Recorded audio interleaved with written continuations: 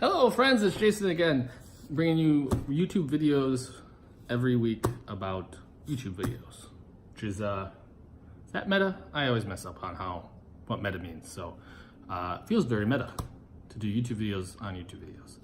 So today we're going to talk about what you need to get started on YouTube. You basically need three things, right? You need a camera, you need an editor, like editing software or an app, and then a Google account, right? So that's basically it. But more importantly than those three things, you need an idea. You need to figure out how you want to script it, all that. But I recommend trying a few things and seeing what works for you. Either trying them and then publishing them, or just doing them and seeing how they feel. But for camera wise, a lot of people want to know, like, what is the best camera for vlogging? What's the best camera for YouTube? And it really depends. And again, I recommend looking at other YouTubers you like, see how their videos look, see whether the camera is a difference or is it color correction, and then trying a few if you can get your hands on them. I like to use my iPhone as much as I can because it's the camera that's there. I don't know if it's, I think Casey Neistat or Casey Neistat's quoted somebody else who says the best camera is the one that's ready and basically on. That's available at the time. So iPhone is what I use, smartphone, whatever you use, iPad, whatever. Those are awesome. The nice thing about using smartphones and that is you can edit right in the phone. So I use an iPhone app iPhone app called iMovie. So I use iMovie in the apps a lot of times. Of my friends from Fathering Autism use what I think is called Fusion, which is an app. You just go to, starts with an F, and I know that, there's plenty of apps. You just try them out. If you're going to edit on your computer, which is nice, anything more, I edit a lot of my videos in Premiere on the computer. Probably the majority of my videos are edited on Premiere. Then another good one is, I know that the Dale Tribe, who does family vlogging, I don't know if they've switched, but they used to just use iMovie because theirs were very straightforward videos, so it wasn't anything complicated.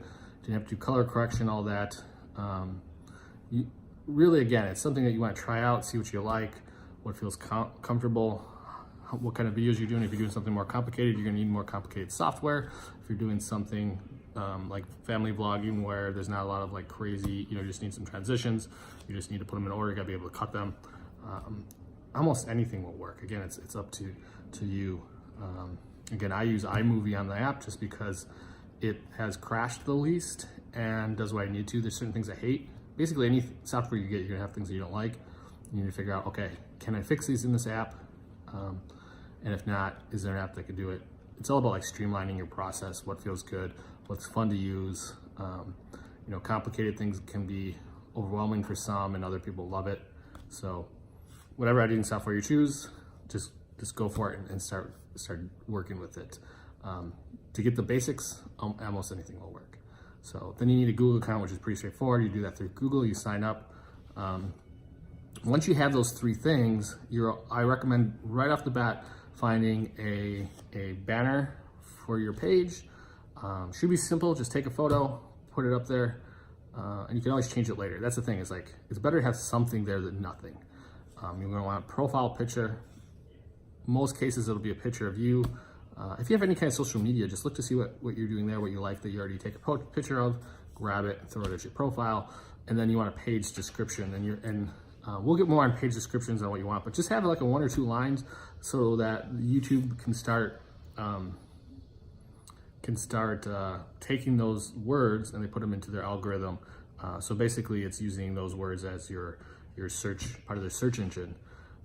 It's letting YouTube know what your channel is about so that it can start bringing people to your channel, right? It's gonna be a very slow process. You might as well do it right away. And again, I recommend doing something ASAP, get it done in like a couple hours. And then as you grow or as you feel, change it. Don't change it constantly. It's a huge waste of time. The most important part of your YouTube channel is your videos, but everything else helps. It's sort of like if you're in a race and somebody has to run barefoot versus somebody with shoes, right?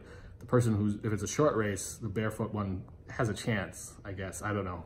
depends on how good they are at being barefoot, but if you look at Olympic runners, any little bit of benefit, or like swimmers, right? Some of them will like shave all the hair off, right? That gives them a slight advantage.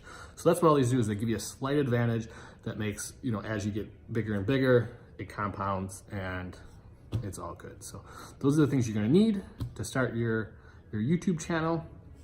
Make sure to subscribe for other YouTube tips, how-tos. We're gonna be doing some tech reviews in the future. Go ahead and check out this video that YouTube says you'd like. I can't tell what it is yet because it's specifically geared towards you. So again, we'll be posting a new video next week, and we will see you then, or you'll see us then, or you know, however that works.